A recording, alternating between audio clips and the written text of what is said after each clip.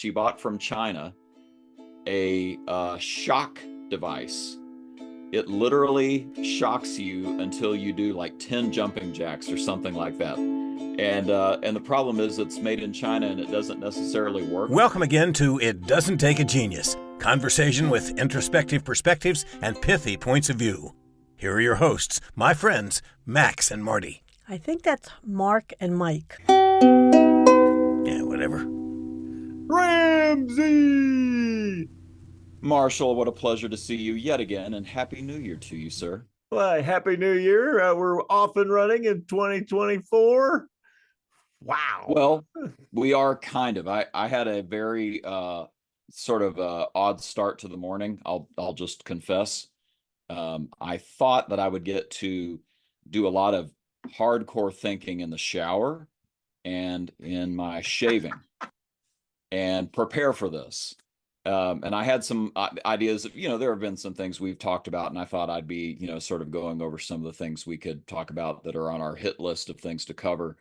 And then my 6-year-old walked into the bathroom as I began to shave. So I'm wearing a towel and I'm trying to shave. And Buddy the Elf in the Elf movie, how he just doesn't stop, like he just keeps asking questions or making comments and wanting you.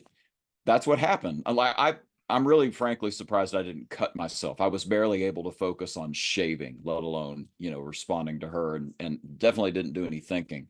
So that was my morning, and it actually prompted a topic for today. So that's you've given me a heads up on the topic, and I have no frame of reference whatsoever to what you're talking about.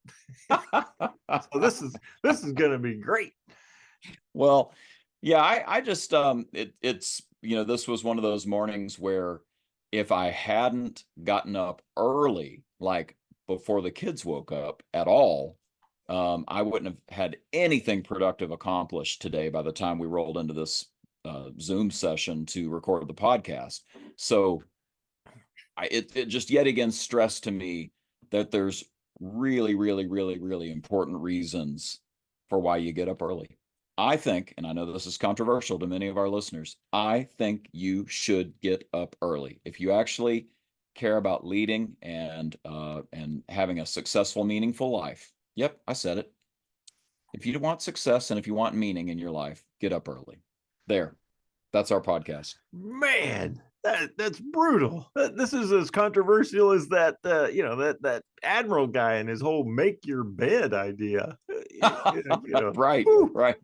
You were out there, brother. There's a line and you're walking the razor's edge. I'm all over that line. So your hypothesis is that if you get up early, start your day, you will be more successful. I am absolutely saying that. I have 5 reasons to get up early, and I have 5 ways to do it. So that's what I want to talk about, and I guarantee, knowing your clever, fast-thinking, connection-making brain, that you're going to be right here with me with color commentary to add in between each of my thoughts. Well, I don't know. We're filming this awful early. May not have all the synapses firing, at the peak level of brilliance that we're looking for, but I am excited. I've grabbed a piece of paper. I've grabbed a piece of paper and my pen, and yes. I wrote 5 and 5. So I'm ready to learn. Learn me, oh great sage. Well, I don't know about sage, but I do know that life got better for me when I finally made a decision, and it actually involved my coach.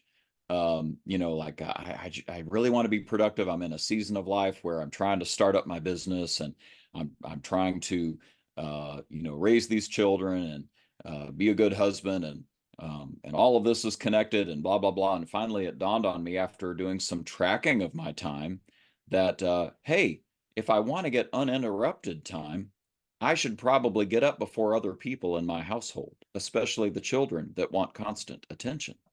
So I would just make the case that if you care about productivity, early mornings are quieter. They are less distracting. and it's going to give you a chance to do, some really focused work. So get up early and, sort of capitalize on that uninterrupted time to tackle maybe some important tasks that you couldn't do once you have things that you're reacting to from other people, or, from the workplace or what have you. You get increased productivity when you're able to focus and there's no interruption. So that's reason number one. All right, no interruptions. I got it. And you have to admit that as interruptions go, as far as the home office, your level is slightly above the census data that is currently out there of the, 1.9 children, I believe, is the statistical average here. And what are you up again? Where are you at again? I'm at 4.0. I think we're going to stay there. Yeah, I think we're going to stay there. Round that, to big even numbers. Okay, you're double the statistical average of interruptions, and your interruptions are, they tend to be in an age group where they require definitely more maintenance. And without logic, right? Like, just suddenly it's going to happen, and it's happened to our podcast where a kid has snuck upstairs and joined us. Some of my kids have got to know you quite well, to the point that they have said that you should be billing yourself as offering the martial arts, I believe was how one of my kids put it. I have a marketing. But yeah, you said that the other day, that you saw a picture of my family and you said, how did you put it? Like, I see a lot of exuberant joy, or some phrase. Yeah, something about energy. Some exuberant energy. And I just assumed you meant loud when you said that. Like, that's what you. Loud would be another way to say it. So, you make a good point. So, depending on your environment, if you're unable to control your environment, and we've been doing the podcast where Scream has come in. Apparently, a serpent type creature had entered the house, and required.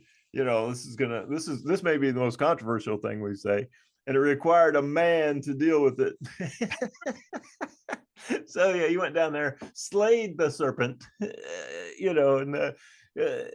all the ensuing questions and excitement that goes with that interruption. So if we did slay one. I also got one carried out, and another one we broomed out because we weren't really sure what we were dealing with and had to just protect ourselves a little bit. But like 3 serpent interruptions, during an average work day.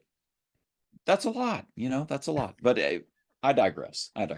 All right. So no interruptions up before others, especially if the others are unable or lack the ability to be respectful or be able to care for themselves in such a way that you could work uninterrupted. Yeah, and to be fair, even the workplace is that way, right? You're going to have a colleague, a boss, a direct report who needs help. You're going to have a customer walk in, if you work in retail especially, or you're going to have a phone go off that is going to interrupt you. And so if you're up before other people, that doesn't happen. So increased productivity. Well, no, you make a great point. I know, talking with managers and some of our workshops and things like that, the usually the number one issue that they say when you say what's your biggest management leadership obstacle, they tell us time management. That's exactly right. And some people have absolutely changed their lives for the better by getting to work simply 15 minutes before everybody else. Spot on. And that was it. That was the whole secret. How'd you change your life? I got to work 15 minutes before everybody else. Well, you have predicted one of my 5 ways to do this. So you're spot on. All right, I'll transfer that over to my other 5 list. And they'll say, I'll ask myself, all right, so what's the equivalency? And they'll say, 15 minutes with no one else around is the equivalent of 2 to 3 hours of productivity in the midst of the whirlwind of the day. So absolutely. We don't have time to talk about that here, but it's deep work. It's this idea that your brain goes to a different state and you're able to do something that requires focus. You can't do 15 minutes of deep work over the course of 3 hours. It just doesn't work like that. You have to have concentrated time to focus uninterrupted. So there you go. That's number one. Got it. Number two, establishing a routine. Now, this may seem like we're talking about the same thing, but what I'm really talking about is a daily routine, maybe a routine, some habits that last throughout the day. So if your morning is sort of got some structure to it, if you've got a routine there of, these are the 3 things I do when I get up in the morning, it really does sort of set a positive tone for continuing that for the rest of the day. Now I'm going to do this. Now I'm going to do this. Now I'm going to do this. So the time management and just overall well-being is enhanced by just having a morning routine. So an example, for me, I have things laid out, and I know that, when the alarm goes off at 5, if I get out of bed right then and there, I'm going to set out the vitamins for the kids. I'm going to make the coffee with the Chemex, the fancy Chemex pour over. I'm going to have my breakfast and vitamins and drink that coffee, and I'm going to do it kind of slowly, and probably do a little Bible reading at the same time. And then I've got 3 things on my to-do list after that I'm going to go bing, bang, boom. It's that morning routine of the little things that gets me to the bing, bang, boom, where I actually accomplish some heavy hitting stuff. So establishing a routine right from the get-go. Notice that what I just said didn't require me to do a lot of thinking. It was just me getting up and doing these steps that I've sort of set for myself. And that leads to me doing other steps that I've set for myself that are a little more focused work. So getting the routine down and having that routine every morning, it has become a big deal for me. So I think that it's important that it helps you establish a routine. Oh no, I would add to that the word a productive routine. That is a great point. That Yeah, is an because absolutely I know people, they're always like, yeah, I was up at 5:30 this morning, and they're trying to impress me with their early rising up. So, oh, that's fantastic. What did you do? Well, I puttered around the house for a while, or I looked at some cat memes and You're right. browsed some stuff on Amazon, and went down, counted how many ties I own, and then Right. and then about 7:30 I got to work. Well, That's exactly right. here's what I did. I got up at 7:30 and within seconds was working. Yeah. so Right. so yeah, I'm not sure your routine is the one I want to emulate. But I do like the idea, and probably a whole separate episode around the to-do list, right? Having the list created the night before. Yeah. So that when you wake up, when you're in that state of, oh Lord, I just woke up. I've got some piece of paper that's prompting me, or the device or the phone or something that's prompting me to get started on productive activities. Yeah, and the routine is something that you don't have to think about. You just start doing it. But the fact that the to-do list is created sort of leads into the third item, which is, you want to be really productive. Well, one of the things you want to be really productive about is personal growth, right? Like you becoming better. That happens better in the morning. I'm just going to go ahead and say it. It happens better in the morning. It's a more peaceful time, right? Whether it's you at the office before anybody else gets there, or if it's you at home, like me with a home office where I'm there before the kids get up, there's a little more self-reflection, maybe some meditation, mindfulness. For me, it's Bible study, right? Bible study and journaling. This is my prayer time. This is when I'm able to sort of detach from the busyness of the world and focus on some things about what's between me and God. And there's some other things I do too, right? Like there's a book maybe I'm trying to read at different junctures, and so that's my chance to read a chapter of the book uninterrupted. Exercising, that's something that I'm doing earlier in the morning, in I would say pretty small ways, but man, the small ways still make a huge difference. The fact that I'm getting up and using my body and training it to be thinking, hey, we did something, we're productive, this is something we can do. all of those things are personal growth. And so again, this is dedicated time. It's uninterrupted time. It's for productivity. It's time that, allows you to establish a routine for the day, but that uninterrupted time and that routine is for personal growth. So that's a third reason, is I think you get time for personal growth. No, I think that's fantastic. And it was interesting, as I wrote down my note, I wrote down personal growth happens in peacetime. And then peacetime reminded me of, peacetime and wartime. And right. And so how many self-actualization things could I could I partake in peacetime, whether it's peacetime societally or peacetime internally? But yeah, these self-actualization opportunities, don't happen in wartime, or in your case, just busy time. Yeah, and I think we've talked about this on the podcast, and if we haven't, we really should. But the idea of skole, this Greek word that is where we get the word school and scholar, and for the Greeks, it meant leisure. It meant contemplation while at rest. So not distractions where I'm distracting myself with cat memes, like you said. Not zoning out. It's really being very focused and having the ability to really keep my mind engaged, because I'm not busy doing other things. I'm not doing work. In fact, the Greek word for work is askole, without contemplation and rest. So so they saw the world as revolving around skole, like everything built out from there. Whereas we tend to go the opposite direction and say we're doers, we're busy, we're achieving things. And yeah, we'll get to that, time for personal growth and time for thinking about important things later. But you got to have peace to be able to do that. You can't be busy. You can't be at war. You can't be working. You've got to be at rest and able to do that. Morning's a great time to do it. It's just a great time to do it. Mm-hmm. Well, and you mentioned something earlier that we tend to find people do. They tell us that they do their best thinking in the shower or on the riding mower.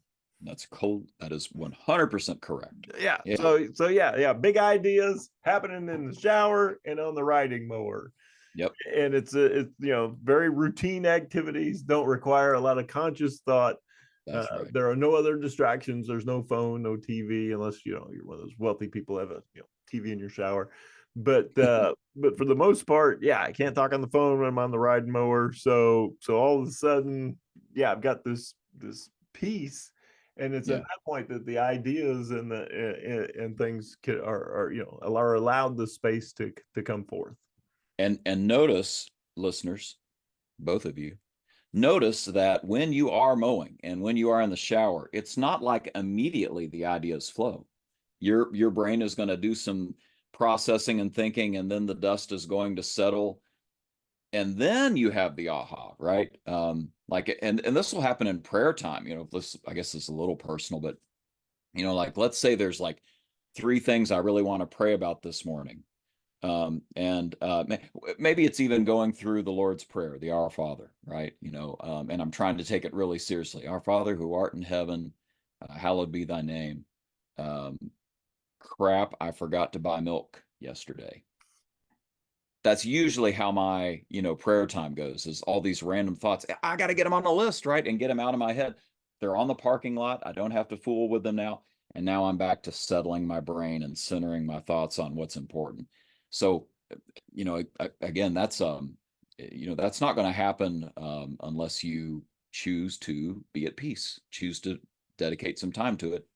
Morning's a great time to do that. Okay. Perfect. Anyway,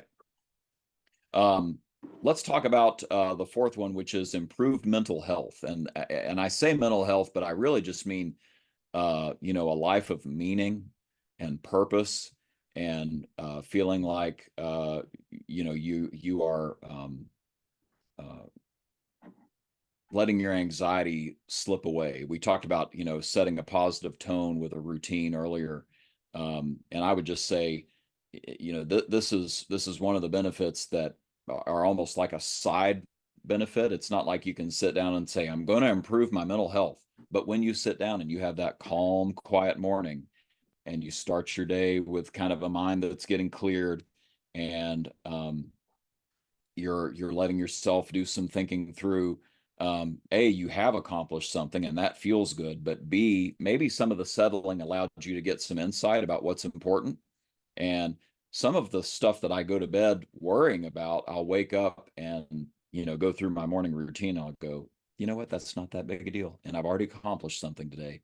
And you know what, here's some perspective that I have this morning that I didn't have last night or at 2 a.m. when I woke up worrying about something.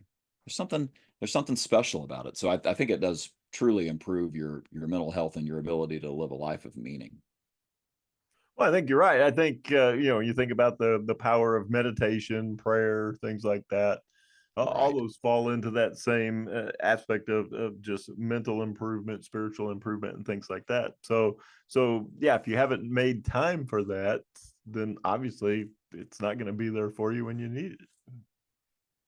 Yeah, that's a really good way to say it, right? Like this is a humble thing to do, to say I've got to get up early, instead of saying I can muscle through, I can do it.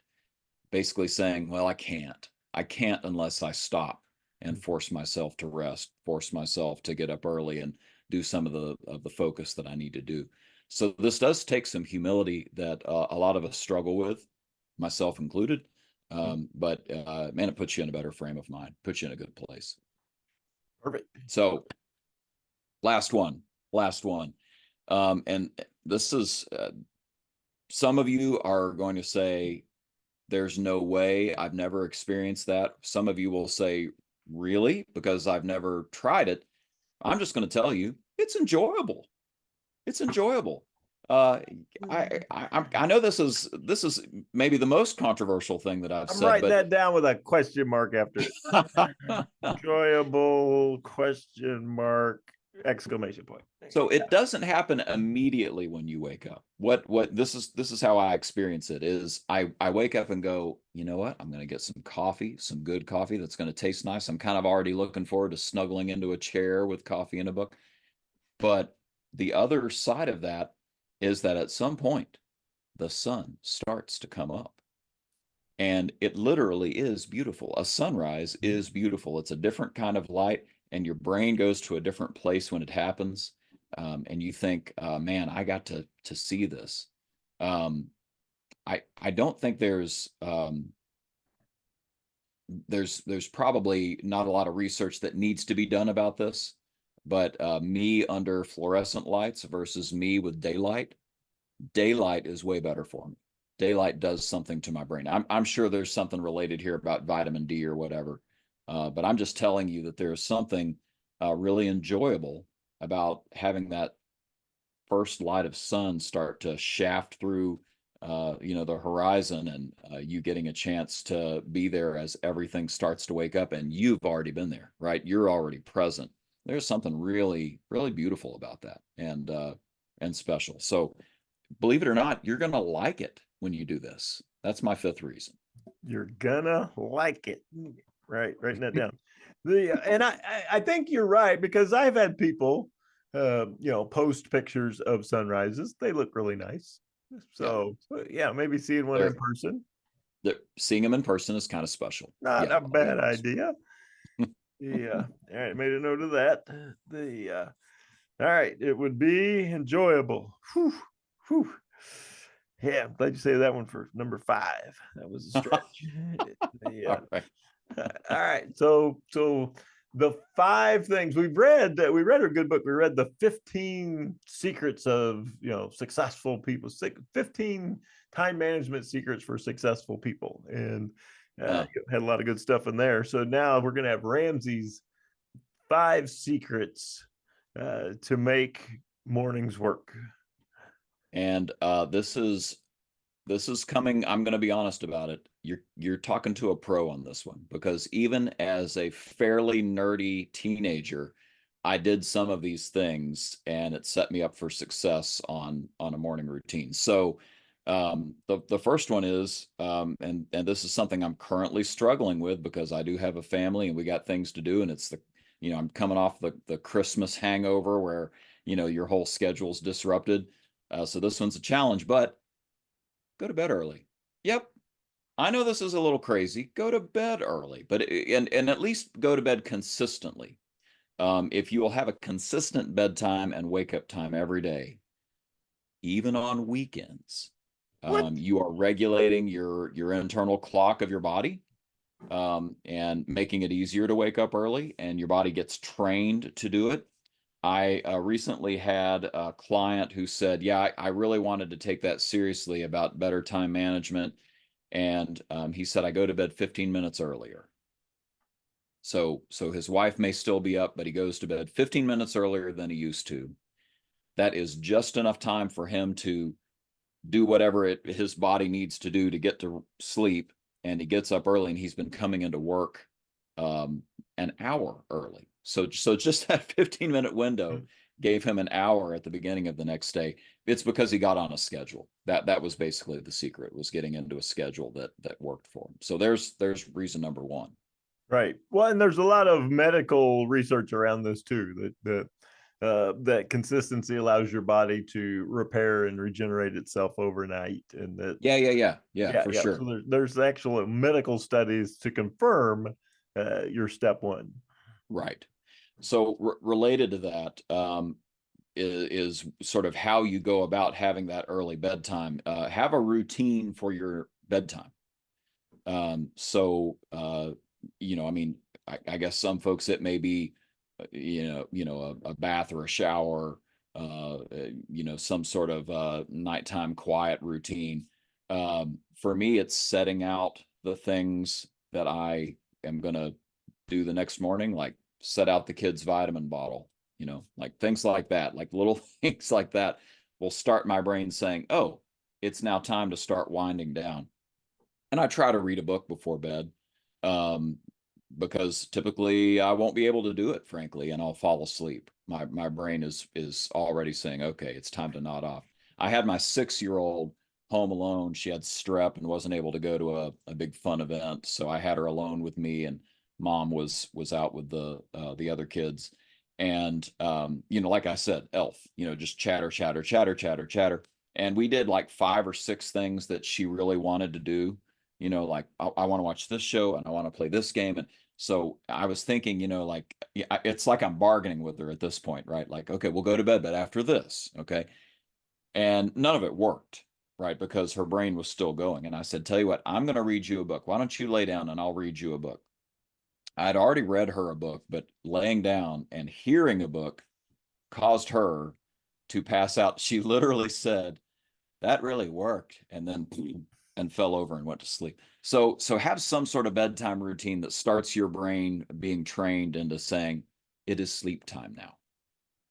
That's reason to, that's opportunity to put into place. Well, and we learned about that, having physical cues for Yeah. habits. We learned about that from what was it? Atomic Habits by Atomic Habits. Clear. Yeah. And so he said, have it. If you want to go running in the morning, set your shoes out the night before. If you want to take your vitamins, set the bottle out. Right. So there's Yeah. a physical visual thing that says, "Hey, you were going to do this."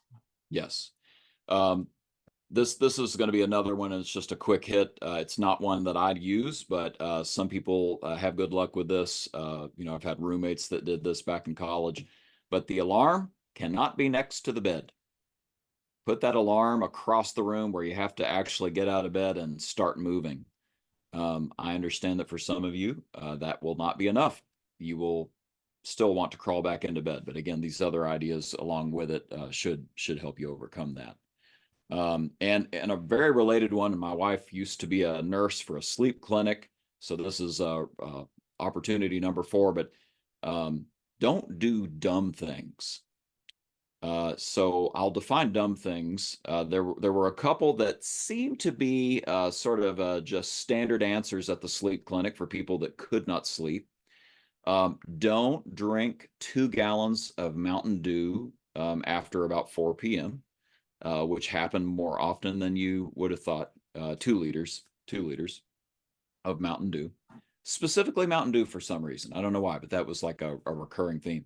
And another one is, don't stay on a screen you're gonna have to pick a time to just stop looking at the screen. But if you stay on a screen for the evening, sometimes even for some people the afternoon, that blue light coming off of the screen is absolutely stimulating your brain. You think it's putting you to sleep and it's just like reading a book. It's not. The blue light is stimulating your brain, and it causes a lot of disruption to your brain being able to do all that settling that it has to do to get some rest. So again, number 3, put the alarm clock across the room. Number 4, limit your screen time before bed. That makes perfect sense. Yeah, and I've seen that alarm clock. You've probably seen it too.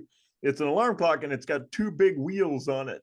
Yes. And so the alarm goes off, and then the alarm clock just shoots around the room, right? It's just whirring around, just bumping into things, and you not only have to get out of bed to turn off your alarm clock, you have to catch your alarm clock. It looks like Rocky when they when the coach was making him chase the chicken. You're spot on. Craziness. So I have a friend who has one-upped that whole process. She bought from China a shock device. It literally shocks you until you do like 10 jumping jacks or something like that. And the problem is it's made in China and it doesn't necessarily work all the time. So sometimes she has to just like unbuckle it from her arm and start whipping it around the air as fast as she can to make it stop shocking. But again, even in its broken state, it does seem to be doing the trick because it forces her to get up and start moving around. But hey, if that works for you, congratulations. Honestly, though, I'll tell you, I don't really often need the alarm clock if I'm in my routine. Your body will start to just wake up earlier, and you'll be ready to go do the routine. Yeah, I'm always amazed how quickly that your body starts to normalize to the habit. Within like 3 days, you start to you just start to wake up like 2 or 3 minutes before the alarm clock goes off. That's right. The 5th one, and this one is really important to me, is to have a really enjoyable morning routine. Like don't get up and punish yourself. Get up and make it a treat. So for me, having that really high quality coffee that I'm making in the morning, and it has a process, right? Like if I'm going to have it, I have to, start the electric kettle, and I have to grind the beans after I measure them out. And, there's a whole set of steps that you go through. That's muscle memory. It doesn't take any work now that I know how to do it. But man, like I'm anticipating as I go through a morning routine, I'm anticipating that delicious cup of coffee. I'm going to read a book that is something I'm really interested in. I'm going to work on that plan that I was excited to work on because it's, I hope you get to experience this, but work's fun, right? Like work's fulfilling if you do it the right way. So getting to do some work, it can be just enjoyable. So, but again, whatever works for you, right? Like opening the curtains or, having a favorite breakfast or some sort of activity that you are interested in, excited about, find pleasurable. Make it a morning routine that you are anticipating and excited about getting out of bed. There's my 5th idea. No, that's a great idea. So you have to look forward to something.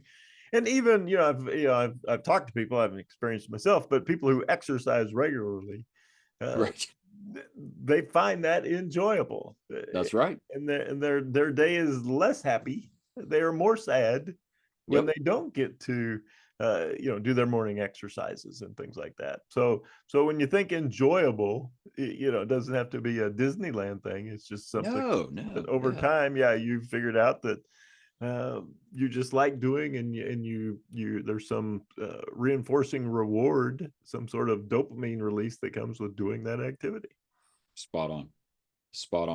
Well, I really, I know we're being a little bit silly here to say this is controversial, but I know it is controversial for some people, and I'll just challenge. This is just a final thought is, our last episode was about the change formula. And if this is a change that you're thinking about, notice how we've covered kind of the ground of next steps. I'm going to set out some things so that it's easier for me to get going with this morning routine. I'm going to put the alarm clock across the room so that it's, harder for me to stay in bed. a vision for the future. I'm going to anticipate that morning and what I'm going to get out of the morning. And maybe you need to think about dissatisfaction, right? What are the things you're not getting done, the things that you're not getting a chance to think about? And we hope that whatever your resistance is to, starting a better morning routine, that this gives you some fuel to the fire of thinking through those three elements to get an early start to your day and be like, oh, I don't know, Benjamin Franklin, Ooh, Jesus, name we dropper. yeah, not to make life hard on you, but Yeah. there's some people who have found value in this, so we hope you do too. Oh yeah. Well, I think Son of Sam was an early riser. So And very productive, to be fair. Yeah, he got things done, and wrote cool notes. So no, I think you're onto something here. And even if you applied these things to maybe you're a night person, so you can take some of the elements of your 5 things and say, okay, after everybody goes to bed, I'm going to have a list. I'm going to knock out my 3 things. I'm going to avoid distractions. Right? I've got a routine. There are things that I want to do that are enjoyable, that are productive. So yeah, you can apply different elements to different parts of your life, as well as just immersing yourself in the full Mark Ramsey morning program. Yeah, I mean, some of what you just said sounded like hippie talk, but I get it. I mean, yeah, sure. You want to be a night person, fine, whatever. Well, I think one of the things that we need to say at the end is you need your sleep. Yes. You can't be both a morning person and a night person. Yeah. Yeah. That doesn't work. So, there's so much research now. I mean, it seems like every day there's more and more research about the healing properties of sleep and the how detrimental getting one less hour of sleep than your optimum is the equivalent of like smoking a pack of cigarettes. Oh, is that right? Yeah, your body, when you're at night, your cells repair themselves, and they're more apt to fight off cells that aren't supposed to be there. And there's all these repair things that happen, and just one night of missed sleep has this huge health impact on people's lowered immune system and things like that. So there was one that just came out, and they said if you're a runner, right, so you're an avid runner and you're hurting your body, you should sleep. The extra time you should sleep should be equivalent to the miles you run in a week, and that's nightly. So if you run 30 miles a week and 8 hours is your optimum sleep, you should sleep 8 hours and 30 minutes a night. Oh, wow. And no kidding. They found benefits from that. So yeah, if Wow. you're because your body, the act of running tears your body down physically, and you need additional time for repair. And so Well, these elite athletes have to sleep. and there's something underlying this whole thing. Sleep is the perfect example of this, but all of this takes humility, right? This is you saying, I can't do it all. I can't just keep going. I need somehow I need a routine to my morning. I need to make myself go to bed early, whatever it is. It is basically you saying, I can't do it, right? Like, unless I get some rest, isn't it funny that sleep is like death? Like, literally, we're oblivious to the world. We can't interact with it. We don't know what's going on. Like, we're completely detached from everything, and that's a very uncomfortable feeling for a lot of us, especially if you're carrying around some anxiety about stuff that you want to see go the right way. And yeah, I mean, the science, and I would argue a lot of ancient traditions, certainly in the Bible, says go sleep. You ain't in charge. Go get some rest. Good stuff. Wow. Well, hopefully everybody's listening to this right at their bedtime, and Mark's going to play a little ukulele music to just put you in that restful state of mind, and then you'll also hear the soothing voice of our narrator, Mr. John Wolf. So Take it Which away, is true. Mr. Wolf, as people either end their day or begin their day with Mike and Mark, and it doesn't take a genius. And that's it. Join us next time when you'll hear Mike say, well, I'm sure he'll say something pithy. Don't miss it. Next time, it doesn't take a genius. That's good enough.